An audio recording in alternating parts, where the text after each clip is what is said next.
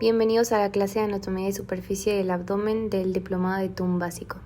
Cuando hablamos de la exploración física es fundamental que conozcamos la posición de las vísceras abdominales. Algunas de ellas se pueden palpar a través de la pared del abdomen y para localizar las estructuras más profundas se pueden utilizar referencias superficiales.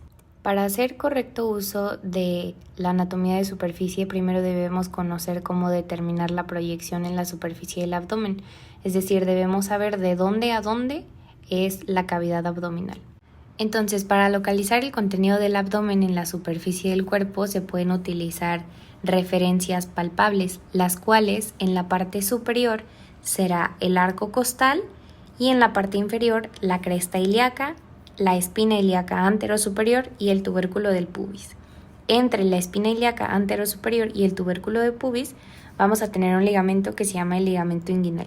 Entonces, en esta imagen de color amarillo podemos observar todo lo que sería la región anterior del abdomen de un hombre, de un masculino, y por encima vemos que nos delimita el diafragma. El diafragma es una pared músculo-tendinosa, o sea, tiene músculos y tiene tendones que va a separar la región del tórax y la región del abdomen. Debemos de saber que la posición del diafragma varía durante la respiración, es decir, es diferente en el momento de inspirar al de expirar. La cúpula diafragmática derecha puede llegar hasta el cuarto cartílago costal durante la expiración forzada. Entonces, ahora ya sabemos cómo delimitar la región del abdomen. Ahora debemos pensar qué queremos buscar. Queremos buscar órganos, pero también nos interesan los vasos. Y vamos a ver los principales vasos de la región del abdomen. Para evitar confusiones debemos clarificar primero que una arteria es un vaso sanguíneo que lleva sangre desde el corazón hacia los órganos periféricos. Y una vena es un vaso sanguíneo que lleva sangre desde la periferia hacia el corazón. Aunque es verdad que la mayoría de las arterias llevan sangre oxigenada y la mayoría de las venas llevan sangre desoxigenada, no aplica en todos los casos, ya que veamos corazón vamos a notar que ahí es un poco diferente, entonces evitemos confusiones y entendámoslo de esa manera. En esta imagen, en la parte superior, podemos notar la escotadura yugular. La escotadura yugular es una referencia ósea palpable que pertenece al esternón.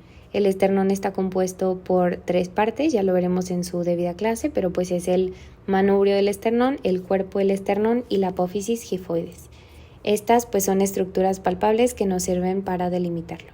Importante aquí es que conozcamos que va descendiendo la aorta. La aorta se divide en aorta torácica y aorta abdominal. La que podemos ver en la imagen es la aorta abdominal. Y entonces esta se divide en L4.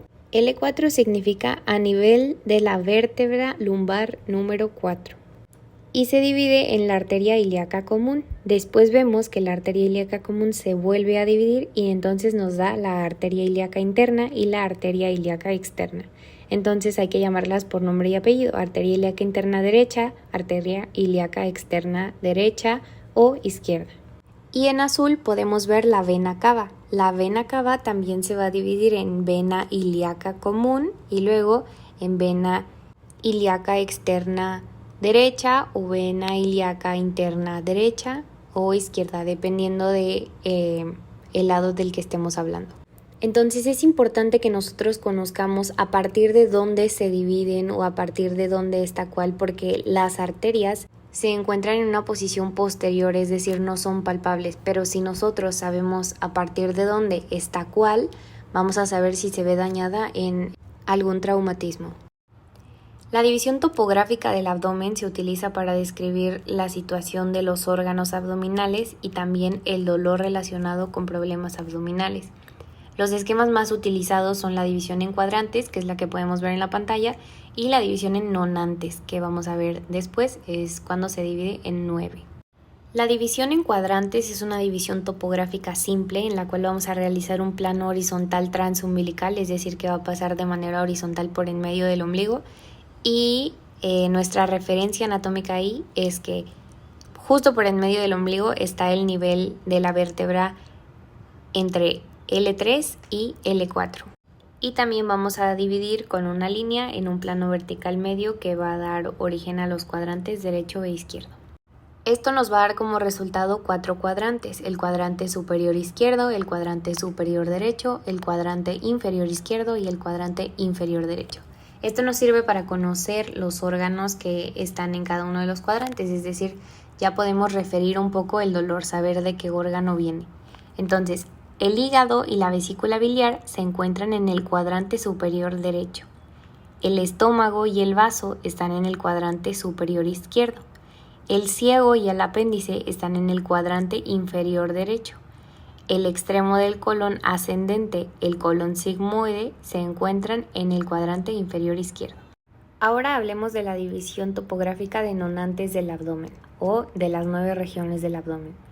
Esta se va a realizar haciendo 2 planes horizontales, los cuales van a ser una línea medio clavicular, es decir, vamos a realizar 2 líneas verticales desde la mitad de la clavícula hacia la parte inferior del cuerpo. Y vamos a tener un plano subcostal de manera horizontal que va a estar debajo de la parrilla costal. Y realizaremos otra división horizontal en el plano intertubercular. Es decir, que va a pasar por en medio de las tuberosidades de las crestas ilíacas. Y tendremos como resultado 9 cuadrantes que podremos revisar. Comenzando de arriba hacia abajo, de derecha a izquierda, tenemos el hipocondrio derecho, el flanco derecho y la región inguinal derecha o la fosa ilíaca derecha. Tenemos en medio el epigastrio, por debajo el mesogastrio y por debajo el hipogastrio. Y del lado izquierdo tenemos el hipocondrio izquierdo, el flanco izquierdo y la región inguinal izquierda o fosa ilíaca izquierda. La anatomía de superficie también nos permite la localización de los riñones y el vaso, ya que se proyectan hacia la espalda a los lados de la línea media y están relacionados con las últimas costillas. El riñón izquierdo está un poco más arriba que el derecho y llega hasta la costilla número 11. El polo superior del riñón derecho solo llega hasta la costilla número 12. Los polos inferiores de ambos riñones están cerca del nivel entre el disco intervertebral L3 y L4.